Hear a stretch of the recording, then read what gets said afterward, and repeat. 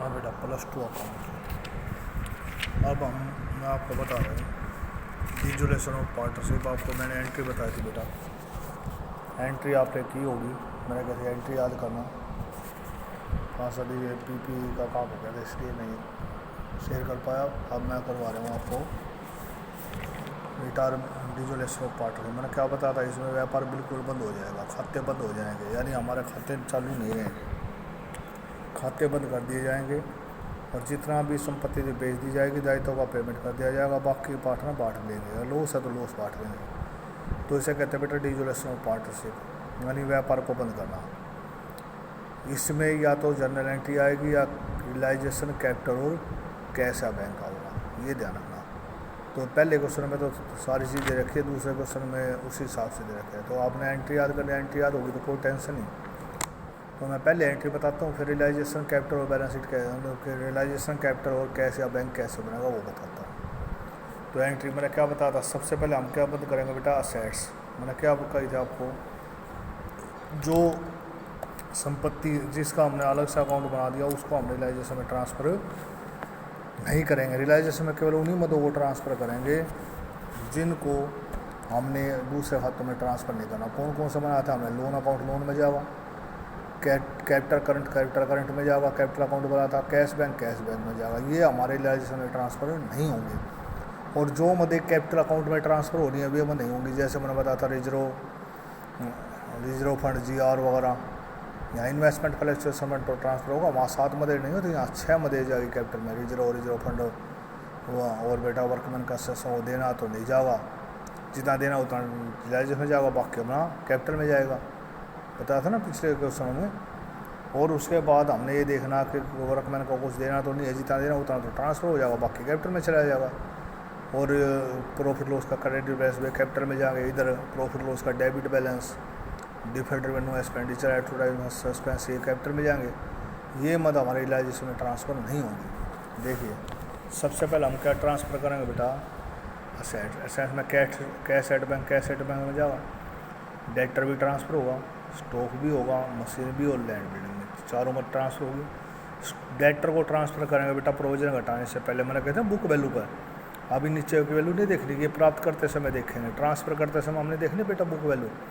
Provision को हम liability मान के चलेंगे, प्रोविजन को हम ट्रांसफ़र करेंगे लाइबिलिटी मान के, ये ध्यान है लाइबिलिटी के साथ, पर इसका पेमेंट नहीं होगा प्रोविजन का। Provision for bad debts, investment fluctuation fund है ये, और प्रोविजन फॉर डाउटफुल डेट्स है बेटा, इनका पेमेंट कभी नहीं होता, ट्रांसफ़र होती है। और बाकी सारी लाइबिलिटी का पूरा पेमेंट होगा, जितना कह रखे उतना पेमेंट होगा, नहीं कह रखे तो पूरा पेमेंट होगा। असेट से ये ध्यान रखना, जो कहेगा तो प्राप्त करेंगे, नहीं तो नहीं। देखिए जैसे डेटर है ना, मैंने क्या बताया था, असेट ट्रांसफ़र करने की एंट्री क्या बताई थी, असेट डेबिट है तो ट्रांसफ़र करने का क्या हो जाएगा, credit realisation account debit to assets. तो क्या एंट्री होगी, रियलाइजेशन टू डेटर कितने से बेटा 40 से, रियलाइजेशन टू स्टॉक 7 ट्रांसफ़र कर दो 54,800, रियलाइजेशन टू मशीन 40,000 और realisation to land and building 1,20,000।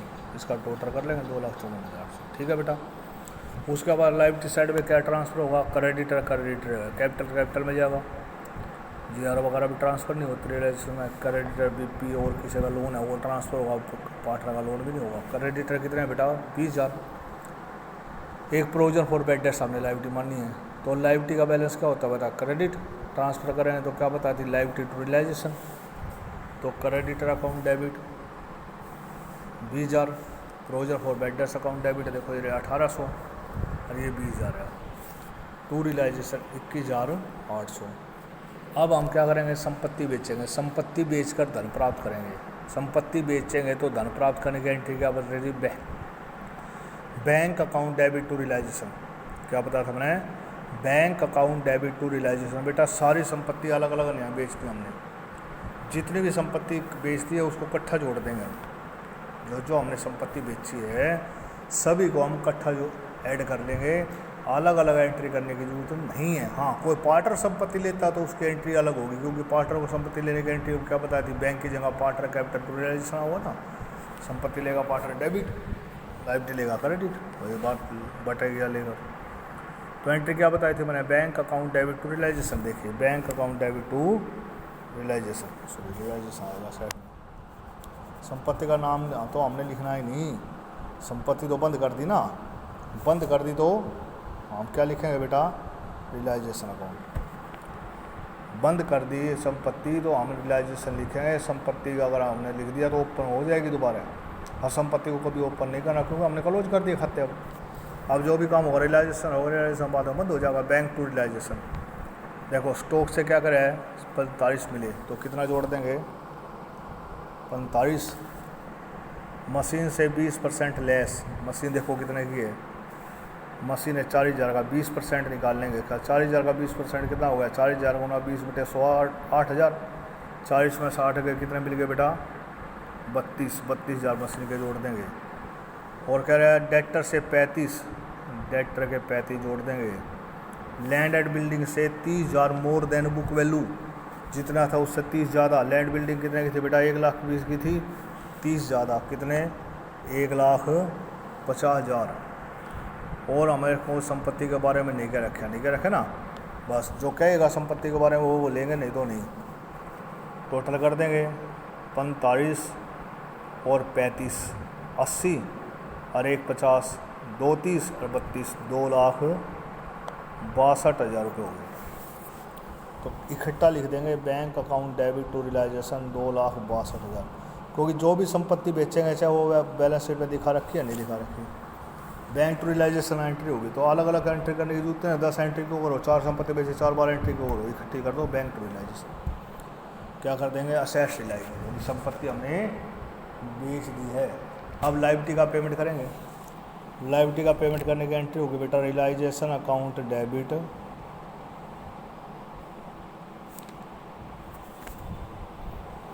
To bank account, realisation account debit to bank account. हाँ बेटा लायबिलिटी में देखो कह रहा है creditor agree to accepted 5% less, यानी लेनदार 5% कम लेने के लिए सहमत हो गए। देखो लेनदार एक ही थे हमारे क्रेडिटर, ठीक है ना। यदि कुछ कह नहीं कह रखे होते तो कितने पेमेंट करते हैं क्रेडिटर के पूरे 20 पर प्रोविजन फॉर डेट्स और प्रोविजन फॉर डेप्रिसिएशन और बेटा इन्वेस्टमेंट फ्लक्चुएशन रिजर्व का कभी पेमेंट नहीं होता, ट्रांसफ़र करके छोड़ देते, इसका पेमेंट नहीं करेंगे हम, ये ध्यान रखना है। वो नहीं कहेगा, और लायबिलिटी का कहेगा उतना पेमेंट करेंगे, नहीं कहेगा तो पूरा पेमेंट करेंगे। यहाँ नहीं कहता तो पूरा 20 पेमेंट करते, पर इसने कह दी 5% कम लेने के लिए सहमत होगी। तो 20,000 का 5% निकाल लेंगे, 5% हो गया बेटा 1,000 रुपये। तो 20 में तो 1,000 गए, 19,000 रुपये लेने के लिए सहमत हो गया। तो कितने पेमेंट करेंगे 19। और कोई लायबिलिटी का पेमेंट की नहीं कर रखी, कहता तो पेमेंट करते नीचे, चाहे वो दिखा रखी हो चाहे ना दिखा रखी हो, ठीक है।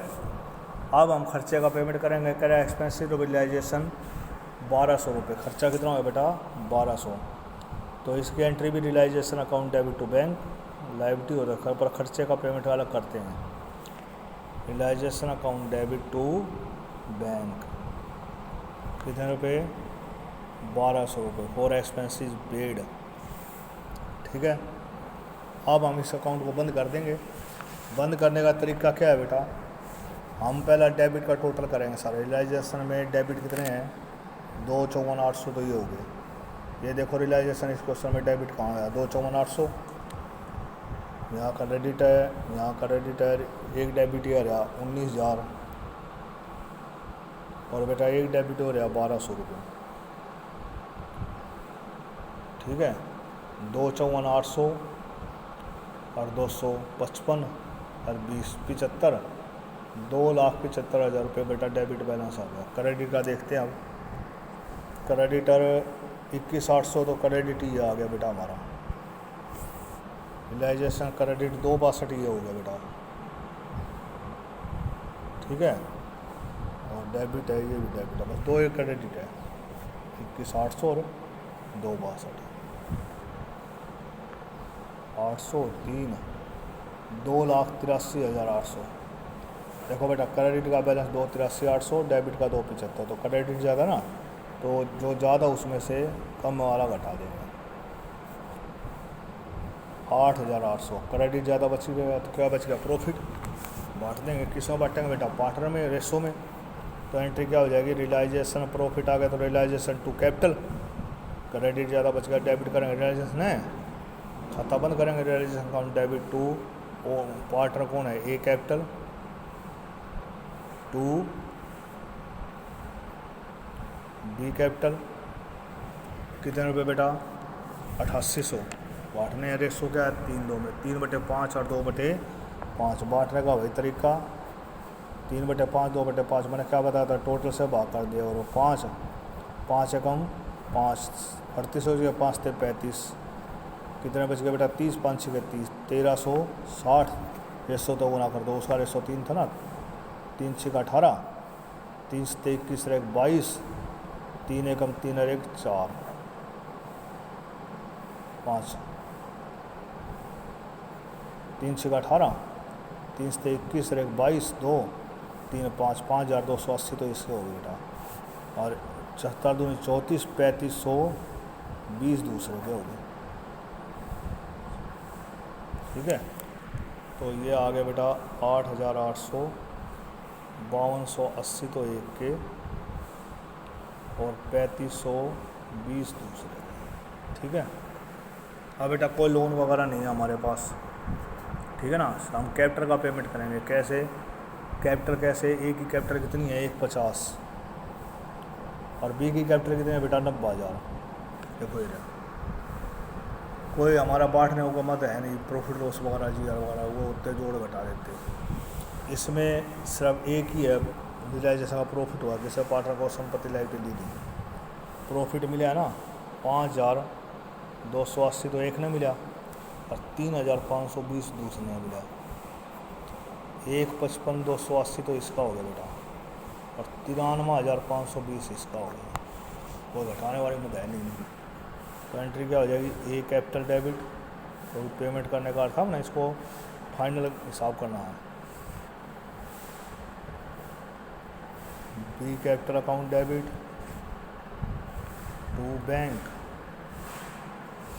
1,55,280 और 93,520,